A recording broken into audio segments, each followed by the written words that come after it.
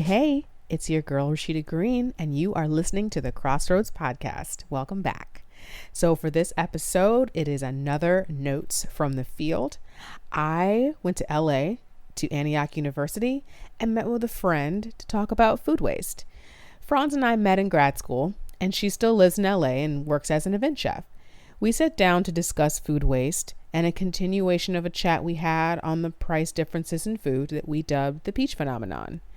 The type of food we buy is based on our household and dietary needs, but also on how much it costs, how many meals we can get out of what we buy, and how often we visit the store are all based on our finances.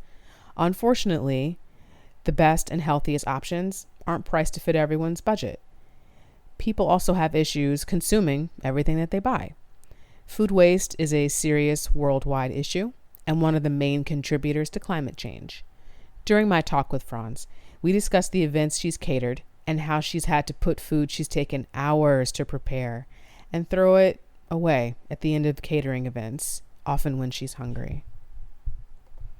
I'm Franz. I moved to Los Angeles 7 years ago to quote-unquote figure things out. This is not where you go to figure things out, I've learned. So I have an urban design background, but then I ended up teaching myself how to cook and becoming a chef. So I've been doing that for about 6 years. And so I went from pastry to restaurants to finally event chefing, and that's worked out the best for me. So yeah.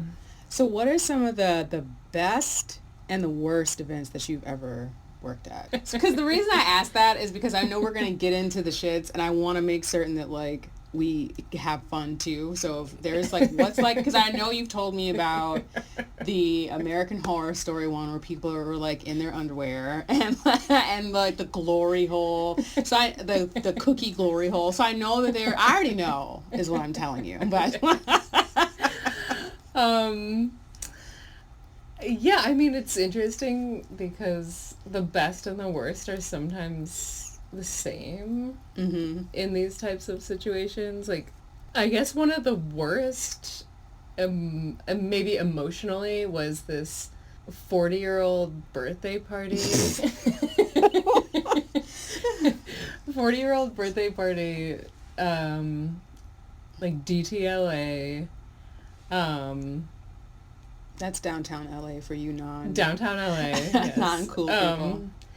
In this rented space, and they had like 5 different layers of food. So we were there like 10 hours, but the first one was like a cute cocktail. Oh, not to mention the whole theme was like 40, as in 40 ounces to freedom. Like, they were handing out 40s. Oh, God.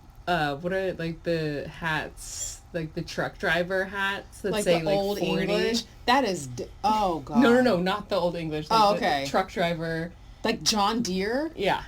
Truck driver hats that said, like 40. And, like, they were handing out 40s. And this was for probably 70 people, which half of whom came. Ooh. And so I was on the first layer. I was on the caviar bar, so I was just like serving people caviar with a mother of pearl spoon, and and it was like on an ice sculpture and the whole thing. There was like vodka included. At this time, there was also a poke station, so all of that, which entails like raw fish and rice and everything else, and a few other things, but mainly tray passed apps. And then about 2 hours later, they had the like buffet style, and they had like mac and cheese and fried chicken and like all these things in like caviar, macaroni and cheese, and fried chicken. Yeah. And then they clear it away, and then they had someone perform, and they... Was it too short? No, it was a comedian, but I won't say who, but because I don't remember also. But okay. then we had to make snacks, so like this like popcorn, and there were 4 different kinds of popcorn, which one of them I burned because I have never made a popcorn in like a big pot on like a vent stove, and then after that, I'm getting to the climax here. After that, they started passing sliders, and there was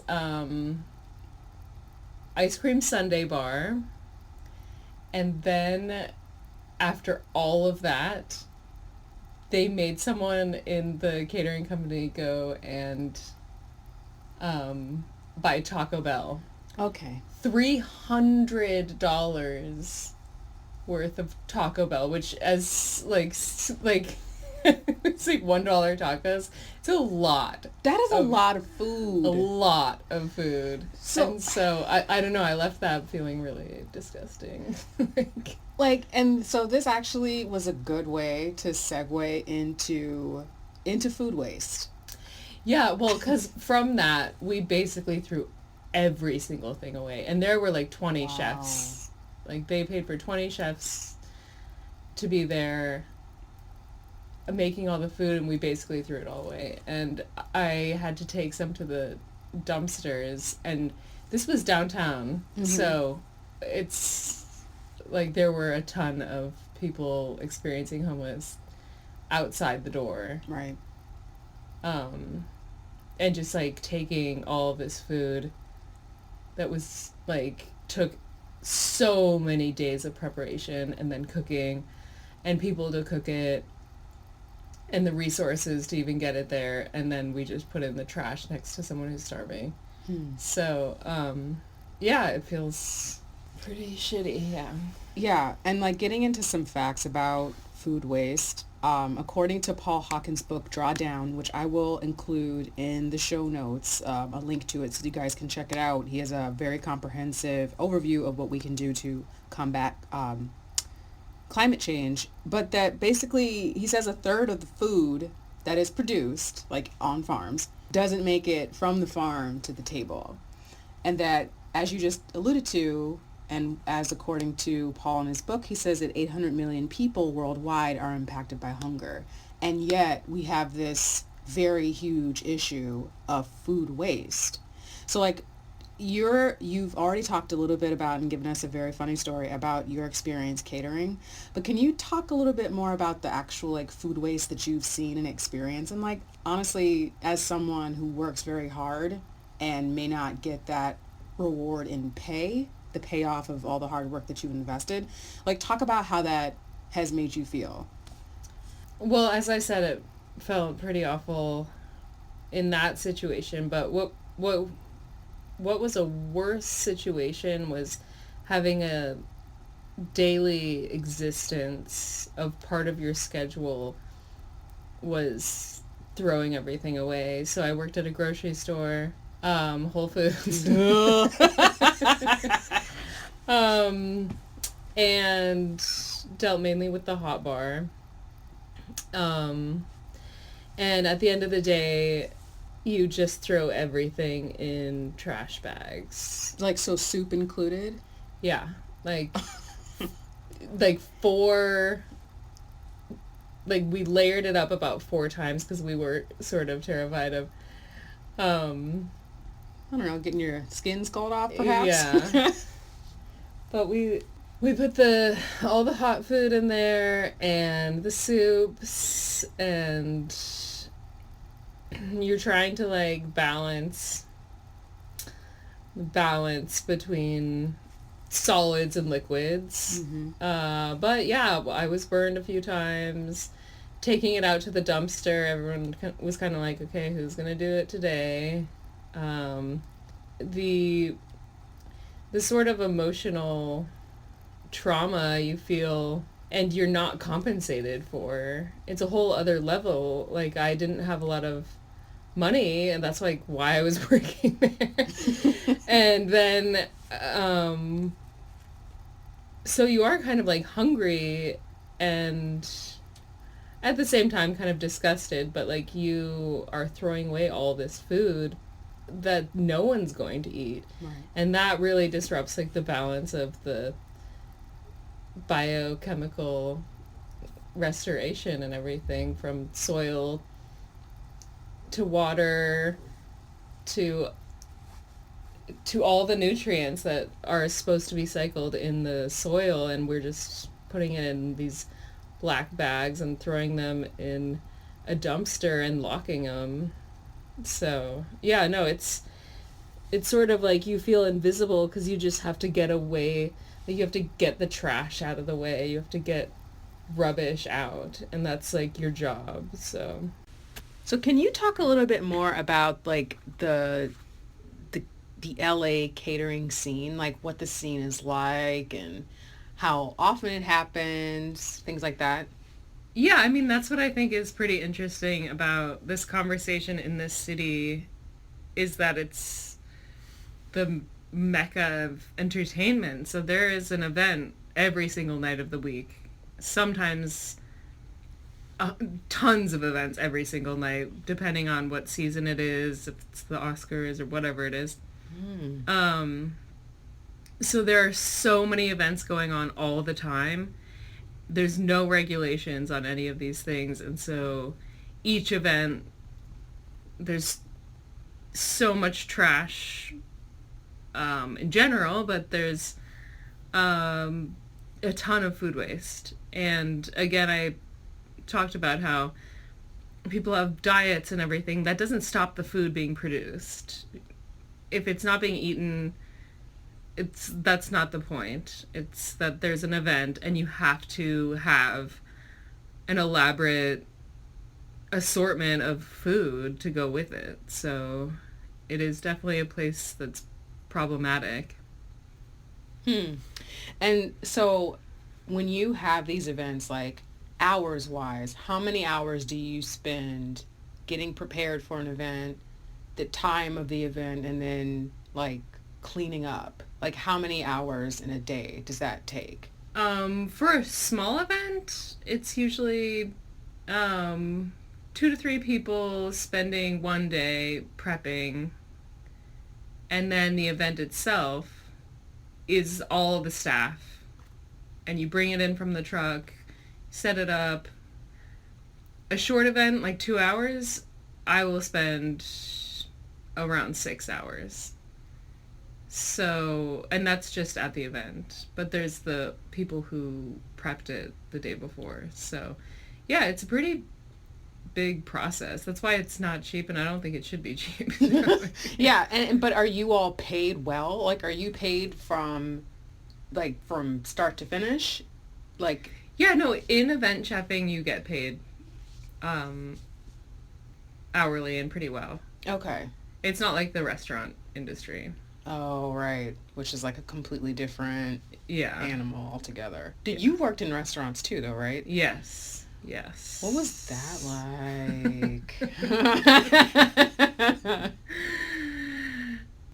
Basically, whatever happens in the kitchen, you have to deal with. Like, you don't know what it's going to be like, but at the end of the day, the kitchen has to be extremely clean, put together, prepped for the next day, and the dish is done. Hopefully you have a good dishwasher. Sometimes they quit. Sometimes they call off. Right. And you're doing the dishes. You're always supposed to take a break, but then there's no time to take it. Yeah, I was gonna say. And so there's this weird dance that you usually play with the manager where they're like, you have to take a break, you're gonna get, write up if you don't. But then I was gonna say something stupid like the rickets, but okay, what? you'll get a write up if you don't take a break, but then you're working with one other person and it's slammed, and you're like, well, do you want me to take a break? Right. Or do you want me to turn this hash? I mean, it depends on who you work for, really. Mm-hmm. If you work for someone who's not an utter like douche or something, you have it okay, but otherwise it can be really painful, and they'll be yelling at you, and sometimes you deserve it, most of the times you don't. Mm-hmm. I mean, I honestly don't think yelling is ever a good way to deal with something, but yeah, I mean, that's the energy of the kitchen, is sort of aggression and high intensity, and that's so interesting that like that's the mentality or the attitude of the process, because what's actually produced is so beautiful that you don't think of it as having that much anger or aggression attached to it. You know what I mean? yeah, I mean, it is a really, really weird world, in the sense that it also pays a toll on your body, and by the end of the day you're utterly exhausted. But yeah, you've produced these things that are extremely ephemeral, there's no end work or something, like building a cathedral or whatever. But yeah, no, it's definitely a different world, but I couldn't do it for that long. Something else I want to talk to you about, because this is kind of the impetus behind this episode, the peach phenomenon. So when we first encountered this was something that you wrote a blog about, and it was based on a discussion that we had, one of the first ones that we had, where we really got into the difference between people's concept of food, and it's really interesting because like food waste is something that it doesn't just happen in America. This is like a worldwide problem, but for different reasons. Obviously lower income have problems with refrigeration, things like that, like bad roads and loss of food in that capacity. But in America and more higher income areas, it's mostly overestimating how much food you actually are going to eat. It's overindulgence of food and the intake of food that contributes to food waste. Like there's things, it's so embarrassing, but there's shit in the back of my refrigerator that's like becoming its own ecosystem because I just have not thrown it away. And I buy it with the best intention that I'm going to eat it later and then just end up not doing it. And then, but also the disparity between what people think is expensive, which is likely better for them, and then what they end up buying based upon economics. And that's how we got to the peach phenomenon, because we noticed that like chicken quarters or whatever were like $1.50 a pound, but a pound of peaches was like $3.50. And the likelihood that someone who's on a fixed income is going to go after what's going to be more economical or cheaper for them, which would be the chicken, as opposed to the peaches and the health benefits that you get from eating more fruits and vegetables. So like, talk a little bit more about like your perception of that, because I know like when we talked before, it just really kind of sparked such an interesting dialogue about it. And really like also wanting to talk about like the idea that people's finances or their own personal economics influences the food decisions that they make. That's a good one. Well, I mean, it's just worth pointing out how there's many more resources going into growing an animal than a tree. Yes. You have to grow the grain to feed the animal, etc. And the time it takes too. Right. But those prices are based on like subsidies. Right. And there's the lobbying and for farmers and the disenfranchisement of farmers from the land and from their the power over their land. But yeah,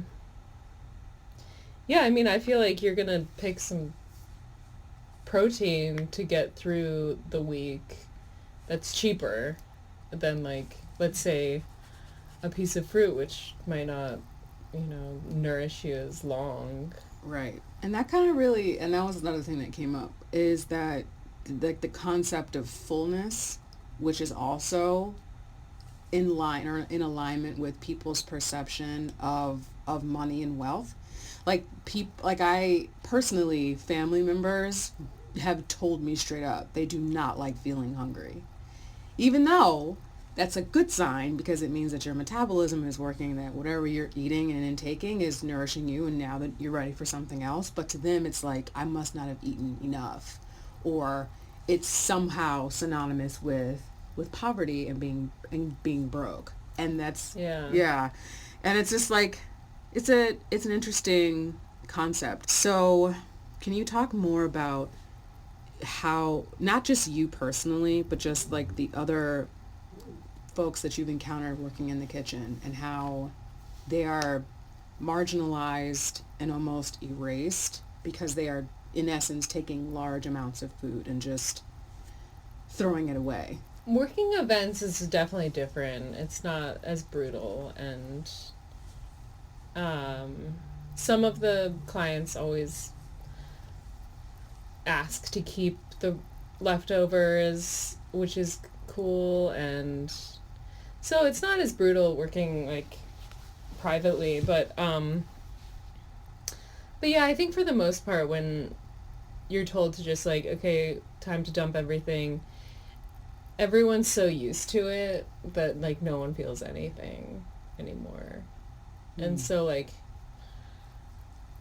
you definitely like grow into this numbness towards it. But for some chefs I've talked to, like they couldn't work in the industry anymore because they couldn't deal with how much waste, because it's not just the food either, it's all of the aluminum hotel pans, the aluminum foil, the plastic wrap, Right. like everything, the deli cups, like everything that's coming, people will just throw away, and it's really daunting when it's happening. But since you're just like trying to get through the day and you want to leave, and like your employer doesn't want to pay you more and stuff, so you're like trying to be fast, but it's like, wow, we're just throwing this all in the landfill. Like, you know, like how long is this going to go on is a lot of times what goes through my head. Like, how long can this last? You mean like from like the planet? From like a sustainability point. Sorry, from like... You mean like from the planet? Yeah, like that's not... I always think of... One thing I always think of is Castaway with Tom Hanks. He was on this island eating raw fish for like a really long time. I don't know how long. But then he gets back and they throw him a party and they give him, like, they present like sushi and like crab legs, and he's like about to like puke. Like, looking at it.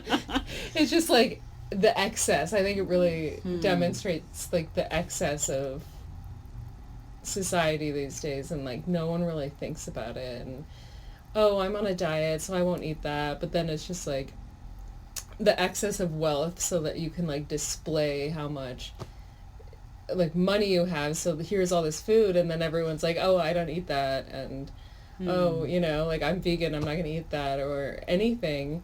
But no one's really thinking about, well, this is prepared for you, you know. So like I get the vegan stance, but at the same time, that's going to go in the trash. And so, like, there's a lot of hungry people that don't have the choice to be vegan. You know? They're like, give me anything to eat. Right, and I'll eat it. And lucky enough to get something so beautiful. And because this isn't like you're... And I'm not saying you're downplaying, but like you're very talented as far as like what you produced and what you're able to create culinary wise. So like these are not just like little simple dishes. This is not Chef Boyardee in a cup. Like you all are taking time to make very not only delicious but visually, very beautiful plates. Yeah, even down to every detail. I'm using tweezers to put on a microgreen. But at the end of the day, like if someone doesn't want it, it's just like going in the trash. So like, And you know, Jesus Christ. And that's another thing too that came up that Paul Hawken discusses, is that for higher income regions, food waste comes from just like ugliness. Like people do not want produce. oh, the ugly produce phenomenon. Yeah. No, I think it's really cool actually though that Europe obviously started, I say obviously because Europe is ahead of us. like the adolescent, like America's an adolescent, you know. Europe Yeah. is like, oh God, what's the tween doing now? But yeah, I think it's really great that they started that, and now I see it here. I haven't met one person who has signed up for it, but I think it's really great that it exists. Yeah, it's just like, because we have something similar back home too, and I don't know how much traction it's gotten as far as like popularity, but I know that that's what like retailers like Whole Foods, that's what they aim for, is not to have food that the consumer will find unattractive. So a lot of that food is wasted. It's, you know what I'm saying? It's not, you know, if it's not directly on the farm, it's not going to be composted. It's just going to be thrown away because it's deemed unacceptable and unable to sell because of the way that it looks. So I want to go now to the Crossroads and talk about, you know, like how these things kind of all come together. So we talked a little bit about the peach phenomenon in terms of economics and people's interests and wallets dictating what fullness means, what economics means, what purchasing means to them. We talked about food waste and your experience.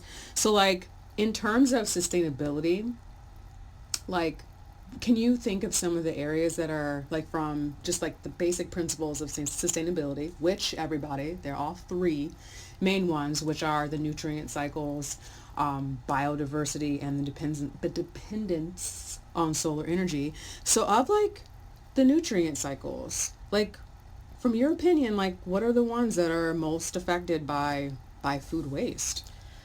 Well, I mean, it's interesting that I tried to do my food waste paper on this very subject because I was trying to like come to the root of the problem, which is the root is like the bifurcation of waste and production and consumption, and how we're taking all these nutrients and then putting them in plastic bags and then putting them in the landfill that turns into like toxic sludge instead of like the cycle of all the nutrients, not just even phosphorus and water and everything, all of the like vitamin A and, you know, like folic acid and they're all just being dumped. And like during this period I did so much research on the history of food waste, which didn't exist. It started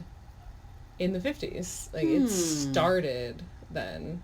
Like it did not exist. Everyone, you know, like thought, okay, we've got to get the trash and put it in, like get the scraps and put it for the animals. You know, like we get the scraps to feed the animals so we don't have to grow grains, you know, that they're not going to take our food. Right. And then in the war times, they were just like really creative. Everyone was so creative.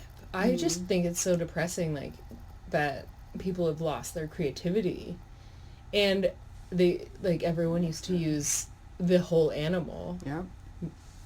Everything was eaten, and then there was broth made. Right. Broth was saved, and was like sacred.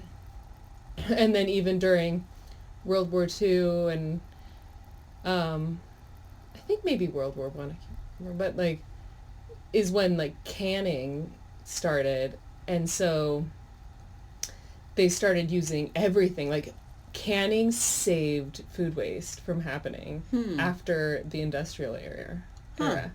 Because they were like, what are we going to do with all this food that we're making? Like, this is so exciting. And there was a problem there, but then canning existed. And so, and then they took all the scraps from the animals and made Spam and, you know, these things. Like, it wasn't until like the 50s that there was like this huge excess, and people were just like, oh, let's throw it in the trash can.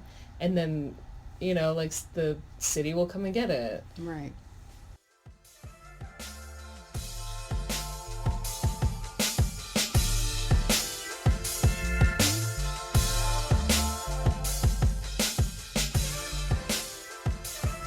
This episode of The Crossroads is sponsored by Antioch University, LA, and Professor Jane Paul.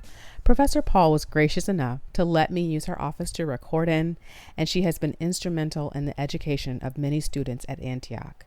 If you're interested in learning more about urban sustainability, check out Antioch's low residency program on their website, antioch.edu, and follow them on social media at Antioch University, LA.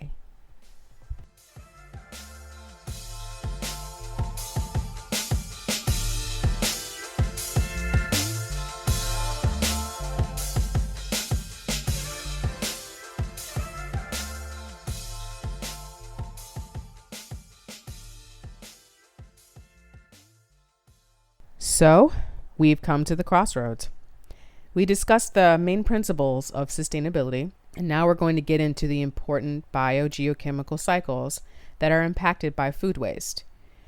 For context, there are several cycles, all of which are important and interconnected, but for the purposes of this conversation, we're focusing on the nitrogen cycle.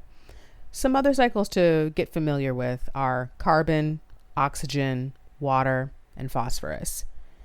As I said, there are several others, and I hope our discussion prompts you to think more about what these cycles are and how they're impacted and interrupted by human activity. But actually, nitrogen is one of the big ones that is, once it's bifurcated, it's really hard to get back. Yeah. Like, water is always going to be kind of doing its thing. Yeah.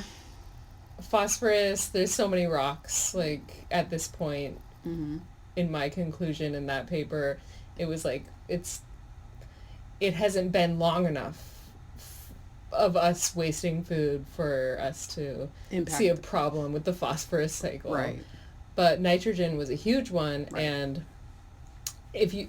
since we have chemical nitrogen and chemical fertilizer, that's why we haven't felt the loss of nitrogen, like natural nitrogen. And that was discovered from a bomb. Someone left a bomb during like World War II in a field, and like there was like a billion huge plants like overnight. And so wow.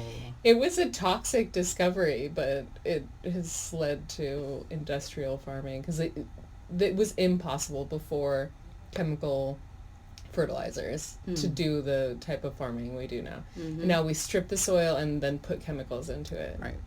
And, and we were talking about the water cycle, and really that flows directly into the nitrogen cycle because the water that is used to water the plants seeps down into the ground and into the aquifers and flows out into our drinking water. So when people are worried or concerned about the nitrates, which are one of the chemicals involved in the nitrogen cycle, I mean, you also have to be concerned about it from the water aspect too, because those nitrates, it's going somewhere. And that's like the point, one of the many points, is that nothing is created, new, or destroyed. Energy is just energy. So even though it seems like you're just throwing something away, it's not just gone because it's left your site. Like it's going to a landfill to contribute to the carbon dioxide in the atmosphere, among other things. So yeah, like I wanted to just kind of raise that up. So now that we've probably made everybody super depressed, yay. Well, I mean, there's the landfills. Oh, the landfills. Why don't we just keep going? Just stab them again. No, I mean, you go ahead. I just thought, like, there's one more depressing part of this whole cycle. Yes, is the landfill. So just back to a few more statistics. Food waste contributes 4.4 gigatons of carbon dioxide into the atmosphere every year. And carbon dioxide is one of the leading contributors to climate change, also known as the greenhouse effect. And the reason that landfills are such a huge culprit is because that's where all of our everything ends up. Most of our organic waste, all the food waste, plastics, everything imaginable ends up in landfills, which just creates harmful chemicals that are ultimately released into the atmosphere. So, anything else you wanted to add about that? It was kind of briefer. Well, also like the like liquid has a name.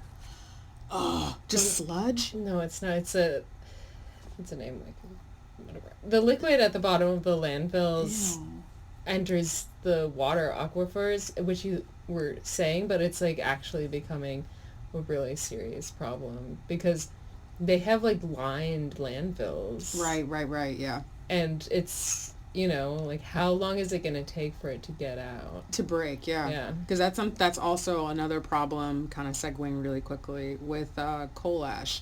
Is that even though like the coal ash basins are in theory lined, are they structurally sound? Are they going to be maintained?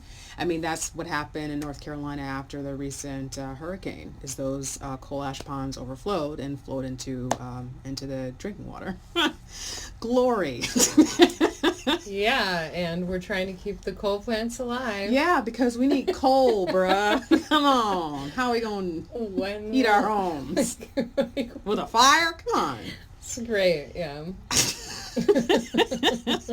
So, solutions. Like, what can people, like, from your perspective, as someone who has been working in LA for a long time doing catering, what are some things, like, locally that we could do? Like, what could, even from like a state level, or what can folks do? This is something I spent a while on because I really hoped that there was a solution. And there are tons of people who care about this topic and who are like doing things actively. But for the most part, the follow-through and liability and finding people to do it for free because no one wants to pay some, you know, it's all of these things are really hard, but there are certain composting facilities here in LA and they're doing an amazing job, but there's just so much food waste that it would be impossible for those organizations to actually solve the problem. It would need to be a more civic included, like having maybe anaerobic digestion plants and like having, as you said, your friend has compost picked up. And then that can go to a plant and make energy. Right. It's a great solution, but it hasn't been done enough. The saving food to feed people, saving wasted food to feed people, I haven't ever seen it work well. But I heard someone of my friends told me in Boulder, Colorado, where I'm from, that it does actually work well because it's a small place. So there's a third party that comes and gets food from, say, Whole Foods or whatever, and then takes it to a homeless shelter or some other, like a women's shelter. But in the mass scale of Los Angeles, I haven't seen anything that's really making a huge impact. But it is great if you can compost and bring it to the compost facilities. That's what I do. In terms of restaurant food waste, I just can't even imagine. Like, I just can't imagine anyone. There are even recycling bins right next to the trash cans in restaurants, and it's just like bottles, huge cans, carrot tops, pieces of raw meat, all just dumped together. And like the thing that's so crazy about that too is, like you mentioned, that they lock the dumpster so that people can't go in them and get food out. And that just, I mean, to me, like, that blew my mind, knowing that people, I mean, I understand it because you don't want to be responsible if someone gets sick or anything like that. They don't want to be held responsible. But I'm pretty confident someone who's just looking for a meal is not, as in theory, as the saying goes, bite the hand that feeds. Like, but it's just such an interesting. So, like, why aren't people composting? Why aren't people doing things individually? If you don't have a place to put it, then it's all up to you. Right. And so no one even, first of all, thinks about doing it, Right. at least in the city. Hell no. You know, in other cities, Portland, Boulder, all these things, like wealthy towns, basically, wealthy cities, people are thinking about that. It's part of, like, the dialogue. You have the composting bin in front of your house. I mean, San Francisco has it, you know. It's possible. It's just LA, I think, has so many other things going on that's really, like, at the bottom of their list, so. Right. Okay. And some other things that folks can do as well individually. If you don't have, like, if your county or where you live does not compost, you can buy an individual compost drum. I know that's a little tough if you're living in an apartment, so maybe wait on that. But if there is a compost facility close by, you can always take your compostable foods. You can put them in the freezer. That's what I do, and so it's out of my way. And you can use compostable bags to do that, to store it in your freezer. And also, like, more of a plant-based diet, because you can't compost, am I wrong? You can't compost meat, right? Like, you can with the anaerobic digestion plants. Okay. In Boulder, you can, I'm not sure about the other ones, but okay. probably, but in Boulder, you can put bones and things in there because it's an anaerobic digestion. Okay. Yeah. But not cooked meat. No, you can put, yeah, you can put bones and stuff in there. Okay. All right. So, but also, really and truly, and I know people are going to get all in their feelings, but a plant-based diet. Because there's a lot more that goes into getting your animal meats. Sorry to describe it so graphically, but it's a long road to get you that hamburger helper, bro. Like, it's not just, you know. Yeah, it's years. Yeah. Years of resources are going into that, yeah. And that's true, but, like, you know, the cycle of agriculture needs the fertilization with basically the shit. Fertilizer. But since now there's so many people and the mass production of food, yeah, I would say that's very accurate. Yeah. I hope that this was helpful, guys. Like, I hope that you all got something from this. Thank you, Franz, so much for being with me today. How can people find you if they want to, like, hand out your socials so people can follow you? Instagram at Franz Franta, no spaces or anything. Okay. Anything that you're working on that you're proud of or want to share? Any kind of projects? Apart from my work as an urban sustainability. Yes. Well, I guess just like starting the MFA with you. So yeah, no, it's exciting to get out of one industry and into another. Yes.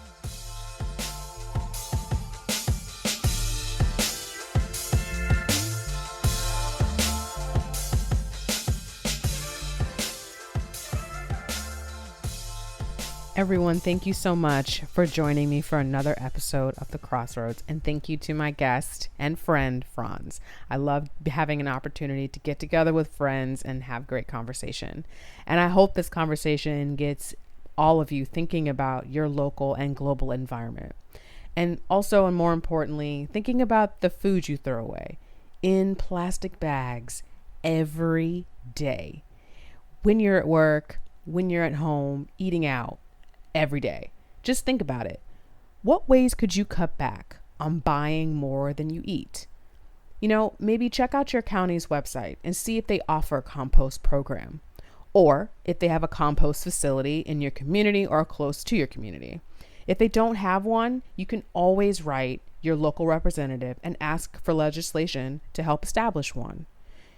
Think about starting your own compost. You can and purchase a enclosed compost bin, which is designed to keep obviously the woodland creatures out of your compost pile. You don't want Snow White's friends showing up because they're not there to sing. And maybe think about some home food delivery programs like Blue Apron. I've heard that they are really great about helping folks to cut back on food waste because the portion sizes are controlled, and that is one of the main contributors to food waste, as we talked about. And for those of you who have large family gatherings on a regular basis, the cookouts, the family reunions, think about taking that food and giving it to shelters or handing out plates to homeless folks that may be nearby in your community or in the city close by. Also think about canning, thinking about creating preserves. Ibrahim's second documentary, Food, Clothing, and Shelter, The Ripple Effect, he really gets into the methods for canning and preserving foods, and the point really is that we have to get creative and thinking not just about our own local community, but the global community too. On the next episode, I'm doing another Notes from the Field and a continuation of my farm to table. So I'm sitting down with Charmaine Peters from Licking Creek Bend Farm to talk about her experience as a farmer. Again, thank you all so much for joining me, and we'll talk soon.